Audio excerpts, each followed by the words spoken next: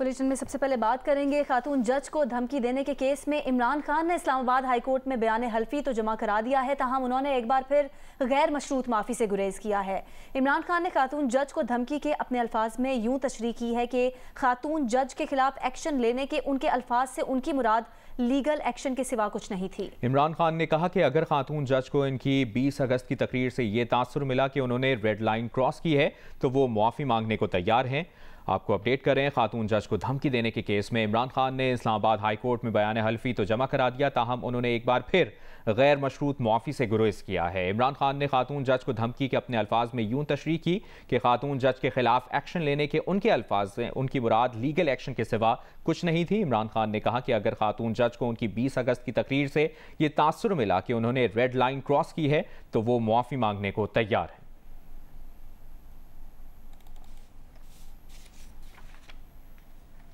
कराची के इलाके तेसर टाउन के करीब सीटीडी के साथ मुकाबले में 2 दहशतगर्द हलाक और 4 पुलिस एहलकार जख्मी हो गए। मारे गए दहशतगर्द बड़ी कार्रवाइयों के मास्टरमाइंड और पुलिस को मतलूब थे। तफसीलात अला हाशमी की रिपोर्ट में जानिए। कराची में सुपर हाईवे जंजाल गोट के करीब सीटीडी और दहशतगर्दों के दरमियान मुकाबले में 4 पुलिस एहलकार जख्मी और 2 दहशतगर्द हलाक हो गए। DIG सीटीडी आसिफ एजाज शेख का कहना है कि दहशतगर्द टारगेट लिस्ट में थे। ऑपरेशन के दौरान दहशतगर्दों ने काफी मज़ाहमत की। यहाँ पे कार्रवाई हुई है जिसमें 2 दहशतगर्द मारे गए हैं। ये सीटीडी सिंध और हसास इदारों की मिलकर कार्रवाई की है हमने। इसमें हमारे 4 बंदे जख्मी हुए हैं। इंचार्ज सीटीडी राजा उमर खत्ताब के मुताबिक दहशतगर्द 2 बड़ी कार्रवाइयों के मास्टरमाइंड थे और कराची में छुपे हुए थे। ये जी बहुत मोस्ट वांटेड थे, काफ़ी बड़ी दहशतगर्द कार्रवाइयों में थे और जो चीज़ें इनसे मिली हैं, जो हिट लिस्ट मिली है इनसे, टारगेट लिस्ट जो थी इनकी फ्यूचर वाली, उसमें बहुत अहम शख्सियात के उसमें जिक्र है और इनका एक्सप्लोजिव मिला है हमें काफ़ी तादाद में, C4 है, ग्रेनेड्स हैं और बाकी चीज़ें वो फिर आपसे तफसीली शेयर करेंगे। सराय का कहना है कि हलाक दहशतगर्द 2021 में कोयटा में सेरिना होटल धमाके के मास्टरमाइंड थे। इस धमाके में आम शख्सियात दहशतगर्दों का हदफ थीं, तहम दहशतगर्द उनके न होने पर असल टारगेट हासिल नहीं कर पाए थे। सराय के मुताबिक दहशतगर्दों से मिलने वाला C4 एक्सक्लूसिव भारी मिकदार में है। इस मिकदार से कम अज कम 5 खुदकुश जैकेट्स बनाई जा सकती थी। दहशतगर्दों से गाड़ी के नीचे IED लगाने वाले मैग्नेट्स भी मिले हैं। मिलने वाले मैग्नेट्स 5 किलोग्राम तक की IED उठा सकते थे। हसास इदारे और सीटीडी रात 3:30 बजे मौके पर पहुंचे। इलाके का घेराव करके मुकाबला सुबह तक चलता रहा। सराय के मुताबिक इलाका पुलिस को रात से ऑपरेशनल टीम ने कॉल्स की, लेकिन वो बर वक्त नहीं पहुंचे। सुबह 7 बजे के करीब मददगार और फिर तकरीबन 8 बजे मुताल्लिका थाने का SHO पहुंचा। कैमरामैन सज्जाद हुसैन के साथ तला हाशमी, जियो न्यूज़, कराची। साबिक वज़ीर आज़म सैयद यूसुफ रज़ा गिलानी ने कहा है कि जनूबी पंजाब में सिर्फ एक ही सूबा बन सकता है। अगर मुल्तान को अलग, सिराइकी सूबा और बहावलपुर को अलग सूबा बनाया जाएगा तो इसका मतलब है कि दोनों जगह से 50 सेनेटर्स बनाने पड़ेंगे। ये बात आपसे कोई भी नहीं करता। मुल्तान में प्रेस कॉन्फ्रेंस करते हुए ये भी कहा कि उन्होंने पहले ही कह दिया था कि साइफर से मुतालिक PTI का बयानिया झूठ है। इन लोगों ने एंटी स्टेट काम किया है, गद्दारी की है। वज़ीर आज़म को इसकी तहकीकात करानी चाहिए। इस अमल से मुल्क को नुकसान पहुंचा है। शुक्र है कि मुल्क दिवालिया होने से बच गया। बराह रास्त आपको लिए चलेंगे इस्लामाबाद। PTI रहनुमा हम्माद अजहर इस वक्त प्रेस कॉन्फ्रेंस कर रहे हैं। जिनको बड़े शान शौकत से वापस पाकिस्तान में लाया गया, पाकिस्तान के क्रिमिनल जस्टिस सिस्टम की इंसल्ट करके, यानी कि चोरों ने एक दिन फैसला किया पाकिस्तान में कि चोरी को जायज़ करार दे दिया जाएगा और फिर कहा हम बाइज़्ज़त बरी हो गए। वाह क्या बात है।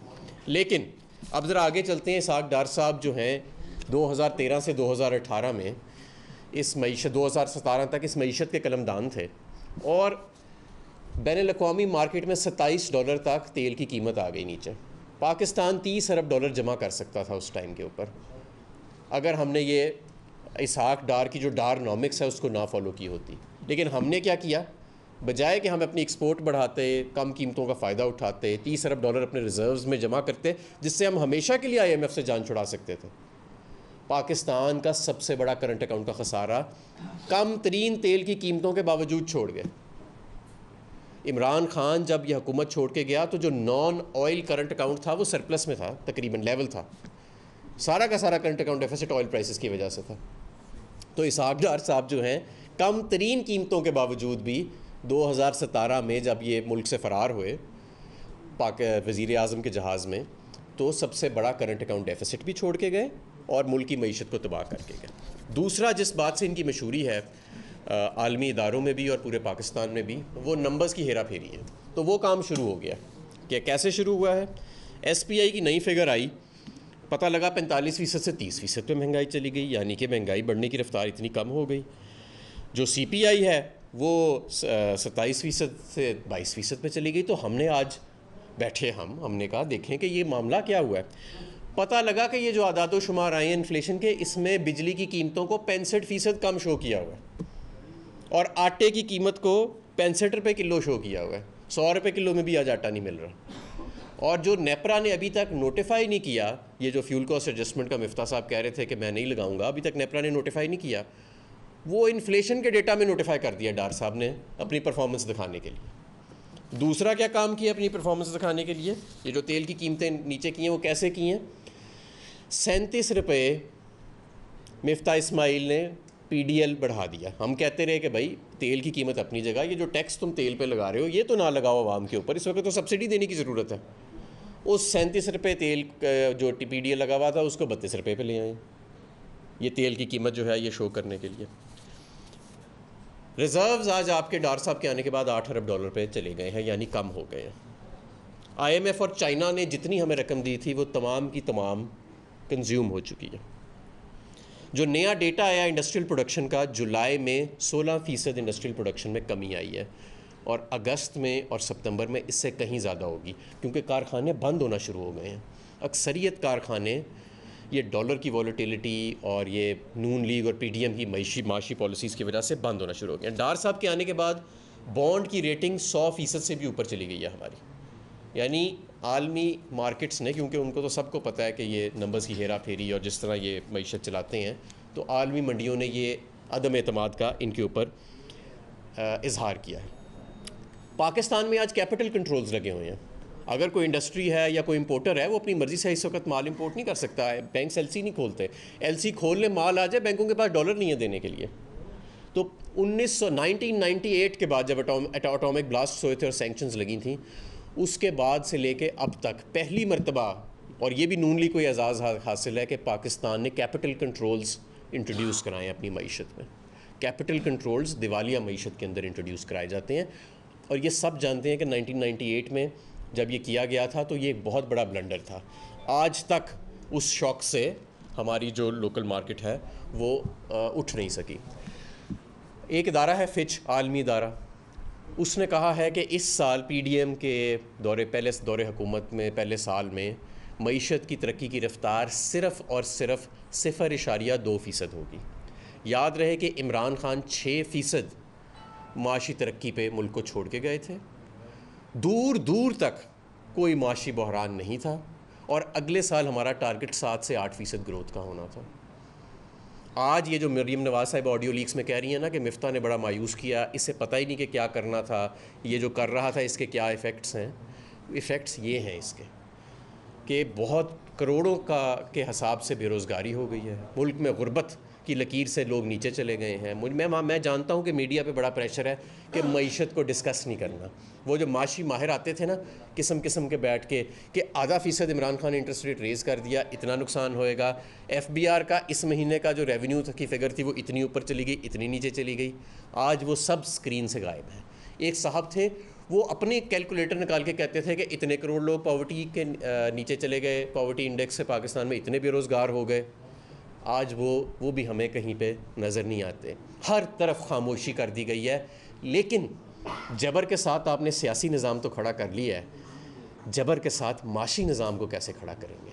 तो मैं समझता हूँ कि ये जो आदाद शुमार का गौरखधंधा दोबारा शुरू हो गया है और ये जो फिगर्स आ रहे हैं, ऐसा लगता क्या है, ये ऐसे ही है कि इसहाक डार का आना और मिफ्ता का जाना तो ऐसे ही है कि जैसे हमारी मईशत को कड़ाई से निकाल के आग में झोंक दिया गया। बहुत शुक्रिया जी। सवाल आते ये बता दें कि जिस अंदाज से आपने पहले सुनाया कि मुल्क चले गए और वो आगे कहीं आप पाकिस्तान की मईशत आप किस तरफ देख रहे हैं? पाकिस्तान का करने के बावजूद भी डिफॉल्ट की तरफ जाएगा, क्योंकि चीज़ें ठीक होने का नाम नहीं। देखिए, मैंने आपको बताया कि जैसे इसहाक डार साहब जब आए थे तो कम तरीन कीमतों के बावजूद सिर्फ $2.5 अरब था जब ये इन्होंने पीपल्स पार्टी से हुकूमत ली थी 2013 में, तो ये अच्छी खासी मईशत को एक क्राइसिस में छोड़ के चले गए थे। पूरी दुनिया ने ऑयल बुनेंजा से फ़ायदा उठाया, तो अब तो इनको एक क्राइसिस वाली मईशत मिल रही है। अल्लाह ही रहम करे कि अब ये क्या करेंगे। जो इनकी सोच है मईशत के हवाले से, जो इन पॉलिसियों की ये बात करते हैं, वो तो स्टेबलाइजेशन या वो रेस्क्यू की पॉलिसीज़ या रिकवरी की तरफ तो नहीं ले जाने वाली लगती। उससे तो लगता है कि, और टर्की में एग्जैक्टली यही हुआ था जिन पॉलिसीज़ की ये बात कर रहे हैं ना डार साहब, टर्की में यह पहले तो ये है कि ये कौम को आके बताएं तो सही ना डार साहब कि इन्होंने करना क्या है। अभी तक तो इन्होंने कौम को आके बताया ही नहीं कि भाई मेरी पॉलिसीज़ पहले से क्या मुख्तलिफ होंगी। मैंने इस इकॉनमी को, जिसको मरीम नवाज़ कहती हैं कि मिफ्ता ने क्राइसिस में डाला, इसको निकालने के लिए मैं क्या करूँगा, अभी तक इन्होंने किसी को नहीं बताया। लेकिन जो इनका माजी का रिकॉर्ड है उसको देख के तो ये कहा जा सकता है कि यही श्रीलंका और टर्की ने गलती की थी, जो लगता है डार साहब करने वाले हैं। अच्छा, हुकूमत दावा कर रही थी कि इसहाक डार आएगा तो डॉलर नीचे आएगा। कैप्टन सफदर भी, बहुत सारे लोगों ने कहा ऐसा हुआ, डॉलर नीचे आ गया। पेट्रोल की कीमतें भी रात को 12-13 रुपये कम हुई हैं। इसके ऊपर जरा बताइएगा, इस वक्त पेट्रोल की कीमत क्या होनी चाहिए थी और इस वक्त डॉलर नीचे क्यों आ? देखें, अगर आपका रुपया इस तरह ना रुलता तो आपकी पेट्रोल की कीमत आज 185 रुपये से ऊपर नहीं होनी चाहिए थी, बल्कि कम होनी चाहिए थी, 160-70 के। और अगर आप रूस से तेल लेने की ज़रूरत रखते, सुना है आप सरकार से इजाज़त मांग रहे हैं, तो अगर रूस से तेल लेने की ज़रूरत रखते तो 125 रुपये लीटर आज पेट्रोल की कीमत होनी चाहिए थी। बहरहाल इन्होंने नहीं किया। ये जो डॉलर नीचे आया जनाब, बात यह है कि इमरान खान के 3.5 साल की हुकूमत में 40-45 रुपये डॉलर का रेट बढ़ा। इनके 5 महीनों के अंदर, 3.5 साल एक तरफ, इनके 5 माह के अंदर डॉलर जो है वो 52-55 रुपये जो है वो अपनी कीमत बढ़ गई है उसकी। और अब 4 पे नीचे आया तो इन्होंने बगने डालने शुरू कर दिए। पहले भी ये आर्टिफिशियली ऊपर लेके गए थे, अब भी आर्टिफिशियली नीचे लेके आए। सबसे ज़रूरी बात जो समझने की है कि आपकी मईशत के, भारत ने हुकूमत पाकिस्तान का सरकारी ट्विटर अकाउंट बंद कर दिया है। भारतीय खबरसां इदारे के मुताबिक हुकूमत पाकिस्तान का सरकारी ट्विटर अकाउंट पहली बार नहीं बंद किया गया। इससे पहले भी भारतीय हुकूमत ने पाकिस्तान का सरकारी ट्विटर अकाउंट बंद किया था, ताहम बाद में उसे बहाल कर दिया था।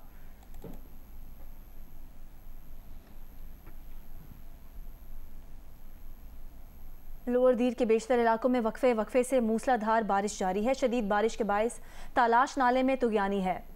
रेले में बहकर मुसाफिर वैन तालाश नाले में गिर गए। हादसे में 16 अफराद जख्मी हुए हैं। तहसील उजनई में एक घर को भी नुकसान पहुंचा है। लोअर दीर में सुबह से वक्फे से मूसलाधार बारिशों का सिलसिला जारी है। सैलाबी रेले से तालाश नाले में वैन गिर गई। रेस्क्यू तर्जुमान के मुताबिक वैन में सवार बच्चों और खवातीन समेत 16 अफराद जख्मी हो गए। जख्मियों को डिस्ट्रिक्ट हेडक्वार्टर अस्पताल तिमरगिरा मुंतकिल कर दिया गया है। गिलगित बल्तिस्तान के जिला शिगर में ज़राई ज़मीन पर डिस्ट्रिक्ट अस्पताल की तामीर पर मकामी अफराद ने एहतजाज किया है। गिनांग पिरूपी गांव के मकीनों को एतराज़ है कि ज़िला इंतजामिया उनकी ज़राई अराजी पर अस्पताल तामीर करना चाहती है और ज़मीनों का मुआवजा मार्केट रेट से बहुत कम दिया जा रहा है। एहतजाज करने वाले मकामी अफराद पर पुलिस ने लाठीचार्ज किया है। पुलिस का कहना है कि डिप्टी कमिश्नर की हिदायत पर अस्पताल के लिए ज़मीन खाली कराई जा रही थी। पुलिस ने एहतजाज करने वाले 12 मुजाहिरीन को हिरासत में